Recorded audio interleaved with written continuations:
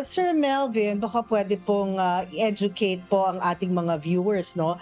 Ano ba yung nangyayari sa immigration, dun, especially dun sa second inspection?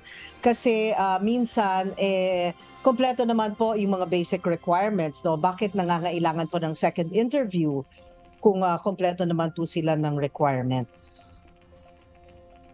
Opo, magandang katanungan po yan. Pero kung titingnan po natin ang mga kaso ng trafficking, lalo-lalo na yung mga recent na nangyari doon sa Myanmar, sa Cambodia, lahat po sila nag-misrepresent during the primary inspection at ang kanilang presentation sila ay tourist na aalis.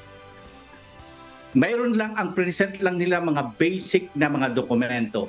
Pero kung nakikita natin upon secondary inspection, doon natin napapag-alaman, they are presenting company ID where in fact, in reality, nakita natin, they are no longer connected sa isang company na ito.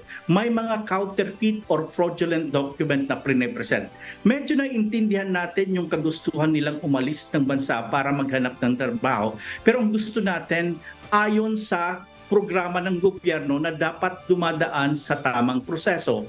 Kasi pag hindi tayo dumaan sa tamang proseso, karamihan dyan po ay nabibiktima ng trafficking kasi hindi nabiverify ng ating gobyerno yung kanilang pinapasukan, ano yung kontrata. Once they are outside of the country at nabiktima sila ng trafficking, nobody now accountable na local agency na sasagot kung may mangyari sa kanila doon sa ibang bansa. Yan po ang gusto nating ipatupad. Ayon din po ito sa pagtalima doon sa ating implementing rules and regulation ng batas against human trafficking. Is that the main reason, Sir Melvin, kung bakit nag-implement kayo ng ganon? Pangalawa, I'm sure doon sa iba talaga iisipin nila, this is so unfair doon sa iba na mayroon talagang legit travel documents. Wala bang naisip yung inyong tanggapan, especially the IACAT, baka hindi ito ang dapat natin i-implement? Kaya if I'm not mistaken, even Senator,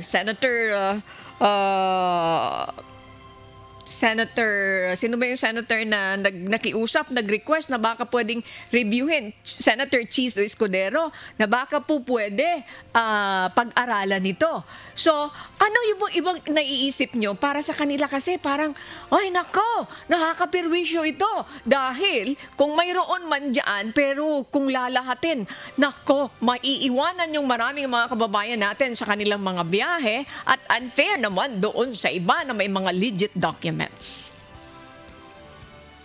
Tama po kayo. Kaya nga po kung titignan natin yung statistics, yung percentage, yung actual na nire-refer for secondary inspection, hindi nga po sila umabot ng 5%. Ang hindi po naalaw pag-travel dahil inconsistent, hindi tama yung kanilang dokumentong presenta, ay hindi nga umabot ng 0.6%.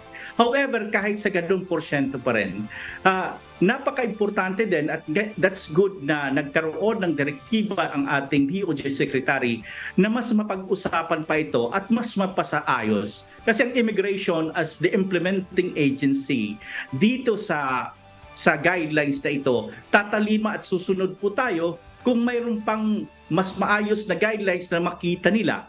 Pero sa provision dito sa guidelines na ginawa, mayroon po tayong remedy na ibinibigay if ever makita naman ng pasahero na hindi tama yung desisyon. They can file a complaint ang ating immigration o di kaya sa IACAT o sa DOJ. They can file a complaint pertaining sa kanilang nangyari sa kanila pag nakita nila na hindi tama. At we are reminding our officers sa immigration to observe courtesy, accountability, responsibility, efficiency, and service. Alam po ninyo, pag ikaw po ay ini-endorse for secondary inspection, detalyado po yan. Sa system, makikita sino bang officer na nag-refer nito. Pag na-refer ka sa secondary inspection, mayroon po yung form na sinusulatan at pumipirma yung immigration officer na nag-conduct ng interview because ang office director dapat maging accountable sa kanyang desisyon. Hindi lang ura-urada, ilindang basta-basta na magde-decide without any basis. Yan po ang gusto nating mangyari at basically, since 2012, yan na po ang pinapatupad natin.